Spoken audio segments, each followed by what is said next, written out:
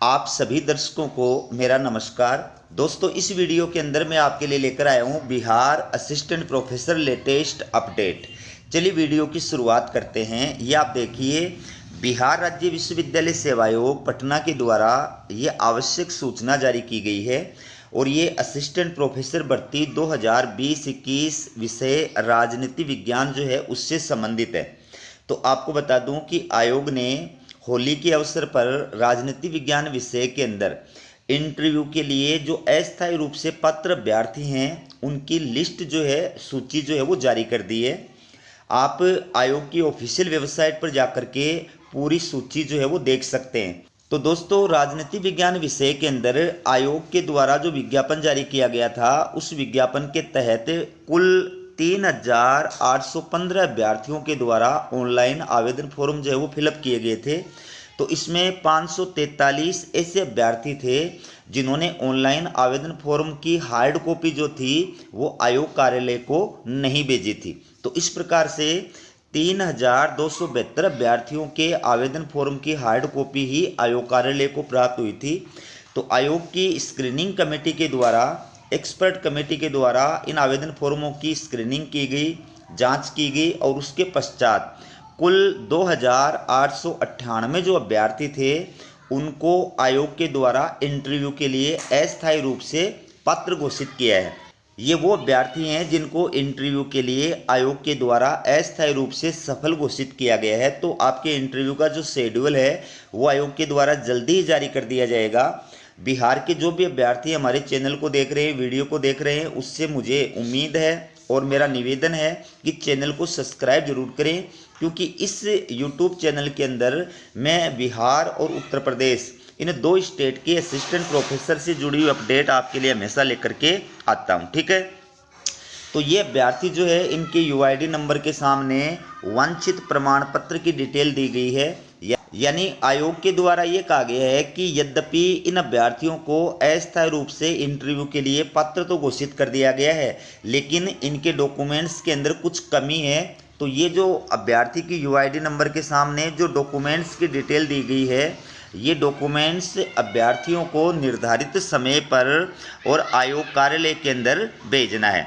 कितनी तारीख तक भेजना है, क्या प्रोसेस है, कैसे भेजना है, वो भी इस वीडियो के अंदर जानकारी प्रदान करूंगा। तो ये जो पूरी लिस्ट है ये तो आप ऑफिशियल वेबसाइट पर जाकर के देखिए, क्योंकि 157 पृष्ठ की लिस्ट है। मैं पूरी जो लिस्ट है वो आपको नहीं दिखा सकता। जो निर्देश दिए गए आयोग के द्वारा इन अभ्यर्थियों के लिए, वो निर्देश जो है वो एक एक करके आपको दिखाता हूँ। तो इसमें सबसे पहले क्या कहा आयोग ने, उपरोक्त में टंकन त्रुटि, भूलवश हुई किसी त्रुटि या अन्य तकनीकी कारण से हुई त्रुटि के कारण संशोधन हो सकता है। ठीक है, लिस्ट के अंदर करेक्शन भी हो सकता है। इसके बाद में क्या कहा है कि ये जो अभ्यर्थियों की लिस्ट जारी की गई है साक्षात्कार के लिए, जिन अभ्यर्थियों को अस्थायी रूप से सफल घोषित किया गया है, ये सिर्फ एक अस्थायी लिस्ट है। आपको इंटरव्यू के अंदर भाग लेने का जो है ये अवसर दिया गया है। इसका मतलब ये नहीं है कि आप राजनीति विज्ञान विषय में असिस्टेंट प्रोफेसर के लिए योग्य हैं। योग्यता का जो निर्णय है वो आपका डॉक्यूमेंट वेरिफिकेशन के समय किया जाएगा। ठीक है, आगे क्या कहा है कि साक्षात्कार में आमंत्रण की स्थिति में सभी अभ्यर्थियों को साक्षात्कार की तिथि को प्रमाण पत्रों के सत्यापन के समय सभी शैक्षणिक प्रमाण पत्र, मूल कागजात की मूल प्रति प्रस्तुत करना अनिवार्य होगा, अन्यथा वे साक्षात्कार से वंचित किए जा सकते हैं। तो जब आयोग के द्वारा आपका इंटरव्यू का जो शेड्यूल है वो जारी किया जाएगा, उस टाइम पर आपको अपने सारे जो डॉक्यूमेंट्स हैं जो आपने आवेदन फॉर्म के साथ में लगाए थे, प्लस अभी आयोग के द्वारा जो वांछित कागजात आपसे मांगे गए हैं, ये सारे डॉक्यूमेंट्स आपको ओरिजिनल लेकर के और इंटरव्यू के टाइम पर उपस्थित होना होगा। ठीक है, इसके बाद में आयोग ने क्या कहा है, आयोग ने ये कहा है कि ऐसे अभ्यर्थी जो नेट क्वालिफाइड नहीं है और जिनकी जो पीएचडी है वो यूजीसी रूल्स 2009 या 2016 के अकॉर्डिंग नहीं है। ठीक है, तो उन अभ्यर्थियों को असिस्टेंट प्रोफेसर के लिए तभी योग्य माना जाता जब वो 5 बिंदुओं का एक सत्यापित जो प्रमाण पत्र है, ठीक है, वो प्रस्तुत करते। और ये 5 बिंदुओं का जो सत्यापित प्रमाण पत्र है ये संबंधित विश्वविद्यालय के कुल सचिव, रजिस्ट्रार या फिर संकाय अध्यक्ष यानी डीन के द्वारा सत्यापित किया हुआ होना चाहिए था। तो कई अभ्यर्थियों ने ये जो प्रमाण पत्र है 5 बिंदु वाला, ये आवेदन फॉर्म के साथ में नहीं लगाया था, इस वजह से उनका जो आवेदन फॉर्म है वो अस्वीकृत कर दिया गया है। ठीक है। इसके बाद में आयोग ने क्या कहा है कि ऐसी विवाहित महिलाएं जो बिहार राज्य की मूल निवासी हैं और आरक्षित कैटेगरी के अंदर आती हैं और जिन्होंने पति के नाम से आवासीय प्रमाण पत्र या जाति प्रमाण पत्र या नॉन क्रीमिलेयर होने का प्रमाण पत्र लगाया था, तो उनका जो प्रमाण पत्र है वो अमान्य है। यानी आरक्षण का दावा करने वाली बिहार राज्य की मूल निवासी महिला अभ्यर्थियों को पति के स्थान पर पिता के नाम से जो है और पिता के एड्रेस वाला जो है वो आवासीय प्रमाण पत्र या जाति प्रमाण पत्र या फिर क्रीमिलेयर रहित होने का जो प्रमाण पत्र है वो प्रस्तुत करना होगा। ये आपको ध्यान में रखना है। इसके बाद में अगला जो निर्देश है वो क्या कहा है, इसमें ये कहा है कि बिहार के अंदर जो लोहार जाति के अभ्यर्थी हैं उनको पहले एससी कैटेगरी के अंदर यानी अनुसूचित जाति कैटेगरी के अंदर शामिल किया गया था, लेकिन अब नया जो आदेश जारी किया गया है उस आदेश के तहत इनको अत्यंत पिछड़े वर्गों की सूची में शामिल किया गया है। तो लोहार जाति के जो भी पुरुष और महिला अभ्यर्थी हैं उनको अत्यंत पिछड़े वर्ग का जो प्रमाण पत्र है वो पिता के नाम से और पत्ते से बना करके नॉन क्रिमिलेयर रहित होने का जो प्रमाण पत्र है वो बनवा करके उपलब्ध कराना होगा। ठीक है। आयोग कार्यालय केंद्र भेजना होगा।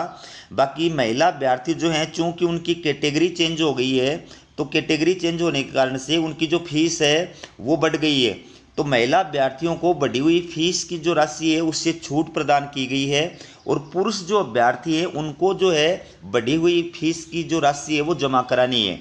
तो उनकी जो फीस है वो है 225 रुपये और ये आपको डिमांड ड्राफ्ट के माध्यम से जमा करानी है। डिमांड ड्राफ्ट किसके नाम से बनवाना है, सचिव बिहार राज्य विश्वविद्यालय सेवा आयोग पटना, इसके नाम से जो पुरुष अभ्यर्थी हैं उनको डिमांड ड्राफ्ट बनवाना है और 25 मार्च 2025 साय 5 बजे तक जो है आयोग कार्यालय के अंदर भेजना है। ठीक है। कैसे भेजना है वो भी इसके अंदर बताया जाएगा। इसके बाद में अगला जो निर्देश है इसमें क्या कहा है कि बिहार की जो ताती यानी तत्वा जाति है इन अभ्यर्थियों को भी अब क्या किया गया है, अत्यंत पिछड़े वर्गों की सूची में शामिल किया गया है। तो पहले इनको अनुसूचित जाति कैटेगरी के अंदर शामिल किया गया था, लेकिन अब ये जो आदेश है बिहार सरकार का इसके तहत इनको अत्यंत पिछड़े वर्ग की सूची में शामिल किया गया है। तो ऐसे पुरुष या महिला अभ्यर्थी जो ताती या तत्वा जाति के हैं उनको क्या करना है, उनको पिता के नाम से और पते से क्रीमिलेयर रहित होने का जो प्रमाण पत्र है वो उपलब्ध करवाना है, पहली बात। दूसरी बात, पुरुष जो अभ्यर्थी हैं उनको बढ़ी हुई जो फीस की राशि है वो जमा करानी है। चूंकि आपकी कैटेगरी चेंज हो गई है इसलिए जो बढ़ी हुई फीस की राशि है 225 रुपये ये आपको डिमांड ड्राफ्ट के माध्यम से जमा करानी है। और डिमांड ड्राफ्ट किसके नाम से बनवाना है, सचिव बिहार राज्य विश्वविद्यालय सेवा आयोग पटना, इस नाम से आपको डिमांड ड्राफ्ट बनवाना है। बाकी तांती या तत्वा जाति की जो महिला अभ्यर्थी हैं उनको डिमांड ड्राफ्ट नहीं बनवाना है। ठीक है। और ये डिमांड ड्राफ्ट आपको 25 मार्च 2025 साय 5 बजे तक आयोग कार्यालय के अंदर भेजना है। अगला जो निर्देश है ये किसके लिए, ये आर्थिक रूप से कमजोर वर्ग यानी ईडब्ल्यूएस कैटेगरी के जो अभ्यर्थी हैं उनके लिए। यानी आपको ईडब्ल्यूएस कैटेगरी का जो प्रमाण पत्र है वो प्रस्तुत करना है और ये प्रमाण पत्र आपका जारी जिस तिथि को जारी किया गया, निर्गत तिथि का मतलब जिस तिथि को जारी किया गया उस तिथि के बाद 1 वर्ष के लिए मान्य होगा। तो ये आप देख लेना, आपका ईडब्ल्यूएस का प्रमाण पत्र 1 वर्ष से पुराना नहीं होना चाहिए। इसके बाद में अगला जो निर्देश दिया गया है, आदेश दिया गया है, इसमें क्या कहा है कि आयोग द्वारा सहायक प्राध्यापक के पद पर नियुक्ति हेतु प्रकाशित विज्ञापन की कंडिका 10 के आलोक में ऑनलाइन आवेदन के समय जिन अभ्यर्थियों द्वारा उचित आवेदन शुल्क का भुगतान नहीं किया गया है विज्ञापन की शर्तों के अनुसार उनका आवेदन अस्वीकृत किया गया है। साथ ही उन्हें लोहार जाति यानी तत्वा जाति को छोड़कर अवशेष आवेदन शुल्क जमा कराने हेतु कोई अवसर नहीं दिया गया है। तो इसमें आयोग ने ये कहा है कि जिन अभ्यर्थियों ने ऑनलाइन आवेदन फॉर्म तो भर दिया था लेकिन आवेदन शुल्क नहीं जमा कराया था, तो ऐसे अभ्यर्थियों का आवेदन जो है वो खारिज कर दिया गया, निरस्त कर दिया गया है। लेकिन इसके अंदर भी एक तो लोहार जाति के जो अभ्यर्थी हैं और एक तांती यानी तत्वा जाति के जो अभ्यर्थी हैं उनको आवेदन शुल्क जमा कराने की जो है छूट प्रदान की गई है। ठीक है। यानी वो अब अपना आवेदन शुल्क जो है वो जमा करा सकते हैं। और उनका आवेदन जो है वो अस्वीकृत नहीं किया जाएगा। इसके बाद में क्या कहा है, विज्ञापन के मानकों के प्रतिकूल किसी भी प्रकार के प्राप्त दावा या आपत्ति को स्वीकार नहीं किया जाएगा। किसी अभ्यर्थी को यदि किसी प्रकार की दावा या आपत्ति हो तो दिनांक 25/3/2025 के अपराह्न 5 बजे तक केवल और केवल आयोग कार्यालय के ये जो ईमेल आईडी दी गई है यहाँ पर दावा या आपत्ति भेजी जा सकती है। किसी भी कारण से निर्धारित समय के पश्चात प्राप्त होने वाले दावा या आपत्ति पर विचार नहीं किया जाएगा। अन्य ईमेल पर भेजे गए दावा या आपत्तियों पर कोई विचार नहीं किया जाएगा। तो जिन अभ्यर्थियों के आवेदन को आयोग ने निरस्त कर दिया है उनको एक अंतिम अवसर प्रदान किया है। आयोग ने ये कहा है कि अगर आपका किसी प्रकार का कोई दावा है, कोई ऑब्जेक्शन है, आपको आपत्ति है, आयोग के इस डिसीजन पर आपको कोई आपत्ति है, तो आप 25 मार्च 2025 साय 5 बजे तक और इस ईमेल के जरिए अपनी आपत्ति जो है वो दर्ज करा सकते हैं, आयोग कार्यालय के अंदर भेज सकते हैं। इसके बाद में जिन अभ्यर्थियों से आयोग के द्वारा वांछित कागजात मांगे गए हैं उनको जो है क्या निर्देश दिया है वो देखिए। उपयुक्त कंडिका 3 में अंकित वैसे सभी अभ्यर्थी जिनके यूआईडी नंबर के समक्ष स्तंभ 3 में कतिपय प्रमाण पत्र या कागजात की मांग की गई है उनसे अपेक्षा की जाती है कि वे दिनांक 25 मार्च 2025 दोपहर बाद शाम 5 बजे तक सभी वांछित कागजात या मूल अंतिम प्रमाण पत्र सिर्फ पीडीएफ फॉर्मेट में ही आयोग कार्यालय के उपरोक्त ईमेल आईडी पर भेजना सुनिश्चित करेंगे। किसी भी कारण से निर्धारित समय के पश्चात प्राप्त होने वाले प्रमाण पत्रों पर विचार नहीं किया जाएगा तथा वैसे अभ्यर्थियों की पात्रता के संबंध में यथासंभव समुचित निर्णय लेने के लिए आयोग स्वतंत्र रहेगा।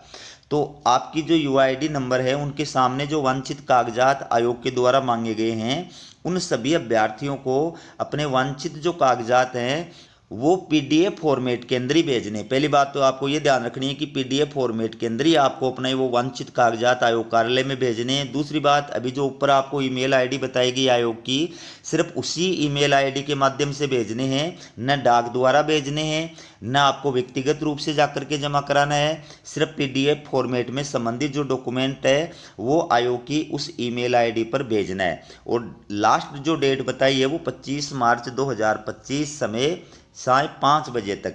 इससे पहले पहले आपको जो है अपना वांछित कागजात आयोग कार्यालय के अंदर भेजना है। ठीक है। लास्ट में क्या कहा है, आयोग के साथ किसी भी तरह के पत्राचार ईमेल सहित में अपनी यूनिक आईडी संख्या अवश्य रूप से अंकित करें, अन्यथा दावा या आपत्ति पर विचार नहीं किया जाएगा। तो ये थी आपके लिए बिहार राज्य विश्वविद्यालय सेवा आयोग से जुड़ी हुई लेटेस्ट अपडेट। इसी प्रकार की अपडेट पाने के लिए चैनल को सब्सक्राइब जरूर कीजिएगा। हमारा वीडियो देखने के लिए आप सभी का बहुत बहुत धन्यवाद।